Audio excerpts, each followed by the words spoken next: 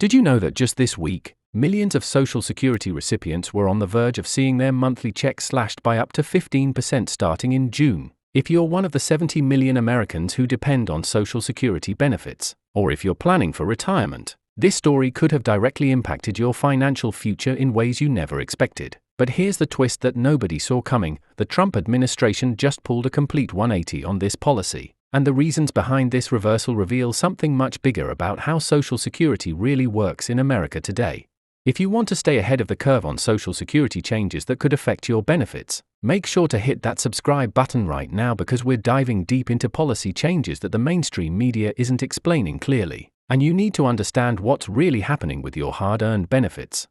Let's start with what actually happened this June that had Social Security recipients across the country holding their breath. The Trump administration had quietly reinstated a policy that would allow the Department of Education to garnish Social Security benefits from people who had defaulted on their student loans. This wasn't some new invention; it's actually been federal law since 1996, but it had been paused during the COVID-19 pandemic and throughout the Biden administration's broader student loan forbearance programs. When collections resumed on May 5, 2025, approximately 3 million Americans with defaulted student loans suddenly found themselves facing the possibility of having their Social Security checks reduced by up to 15% each month.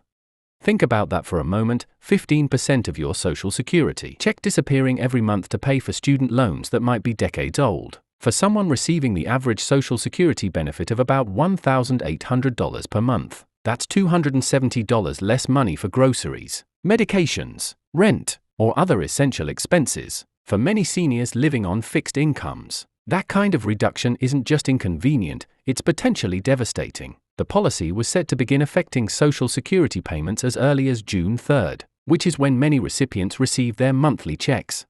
But here's where the story takes an unexpected turn that reveals the complex political dynamics at play in Washington right now. The U.S. Department of Education announced it was pausing its plan to garnish people's Social Security benefits if they have defaulted on their student loans, just days before the policy was scheduled to take effect. This wasn't a gradual phase-out or a delayed implementation; this was a complete halt to a policy that had been months in the making. What's fascinating about this reversal is the timing and the reasoning behind it. A spokesperson from the Department of Education said it had not garnished any Social Security benefit since collections on student loans resumed May 5, suggesting that the administration was already having second thoughts about the implementation even before the public outcry reached its peak. The question that many policy experts are asking is whether this pause represents a temporary reprieve while the administration figures out a better approach, or if it signals a more fundamental shift in how the Trump administration views the intersection of student loan policy and Social Security benefits.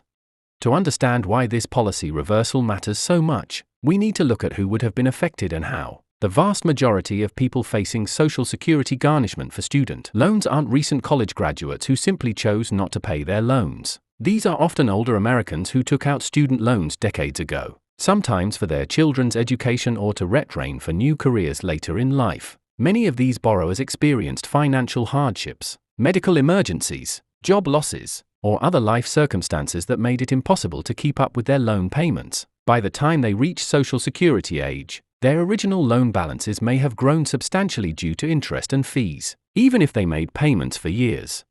The legal framework that allows this garnishment is surprisingly broad and has been in place for nearly 30 years. Under current federal law, the government can garnish up to 15% of Social Security benefits to repay defaulted federal student loans, with some protections for the lowest income recipients. However, unlike other types of debt collection, there's no statute of limitations on federal student loans, meaning that even loans from the 1980s or 1990s can still be subject to collection efforts today. This creates a situation where people who thought their student loan problems were behind them suddenly find themselves facing reduced Social Security benefits in their retirement years.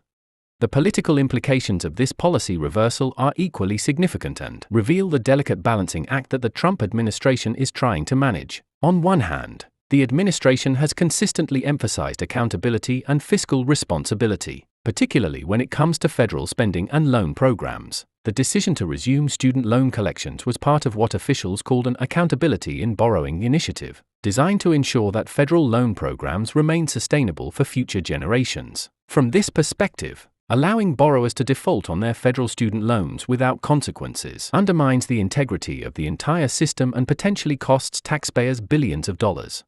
On the other hand, the administration has also repeatedly promised to protect Social Security benefits for current recipients. President Trump himself has said it over and over and over again that his administration will not cut Social Security, Medicare, or Medicaid benefits. This creates a fundamental tension when policies designed to collect on federal debts end up reducing the Social Security benefits that the administration has promised to protect. The reversal of the garnishment policy suggests that when push came to shove, the administration chose to prioritize its commitment to Social Security over its student loan collection efforts. What makes this situation even more complex is the broader context of Social Security's long-term financial challenges. The Social Security Trustee's most recent report indicates that without legislative changes, the trust fund that pays full benefits will be depleted by 2034, at which point incoming payroll taxes would only cover about 77% of scheduled benefits. This looming crisis puts enormous pressure on policymakers to find ways to shore up the system's finances, whether through increased revenues, reduced benefits, or some combination of both. In this context, every dollar that flows into or out of the Social Security system takes on added significance.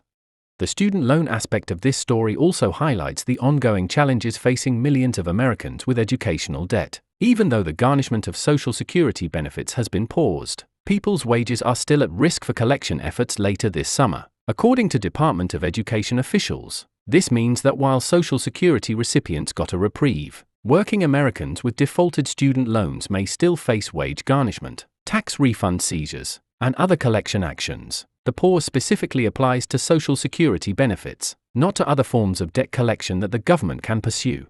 For current Social Security recipients, this reversal provides immediate relief and peace of mind, but it also raises questions about what might happen in the future. Is this pause temporary while the administration develops a different approach, or does it represent a permanent policy change? The Department of Education has indicated that it will provide more details about its plans in the coming weeks. But for now, Social Security recipients can breathe a little easier knowing that their June checks won't be reduced due to old student loan debts.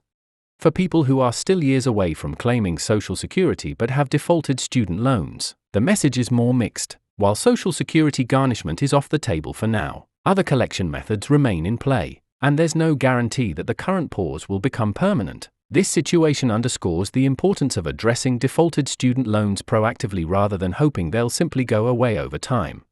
The broader implications of this policy reversal extend beyond just student loans and Social Security. It demonstrates the complex trade-offs that government agencies must navigate when trying to balance competing priorities and constituencies. It also highlights how policies that might seem reasonable in isolation can create significant hardships when they interact with other programs and systems. The fact that the administration was willing to reverse course so quickly suggests that officials recognized the potential for serious unintended consequences.